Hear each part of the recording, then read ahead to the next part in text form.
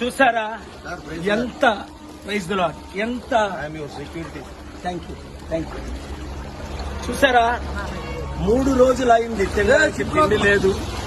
కొంతమందికి రోడ్డు మీద ఉన్న వాళ్ళకి అందుతుంది. దాదాపు 4 లక్షల మంది ఎంతో ఇబ్బందులు పడుతున్నారు. తాగడానికి మంచినీళ్ళు లేదు.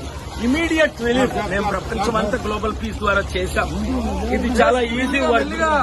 చంద్రబాబు నాయుడు గారు కలెక్టర్స్ వారి ద్వారా ఇంకా స్పీడప్ చేయాలని నేను రిక్వెస్ట్ చేస్తున్నాను. అంతకంటే ముఖ్యం ఏంటంటే ఈ ప్రాణాలను కాపాడడానికి ఇలాంటి ఇంత ముందు జరగకుండా ఏ విధంగా హైడ్రా ద్వారా ఈ ఇల్లీగల్ కన్స్ట్రక్షన్స్ అన్ని కొట్టేస్తే కొత్త చట్టం తీసుకొచ్చి ఆంధ్రప్రదేశ్ లో కూడా అప్పుడు ఇలాగ వాటర్ ఉండదు. ఎందుకంటే చిన్న చిన్న కాలువల ద్వారా పెద్ద కాలువల ద్వారా సముద్రానికి నీరు వెళ్ళిపోయే ప్రపంచం అంతా చేస్తుండే. ఎంతమంది ముఖ్యమంత్రులు ఎందుకు చేయలేదో నాకైతే ఆశ్చర్యం ఉంది. ఇది చాలా ఇంపార్టెంట్. చూసారా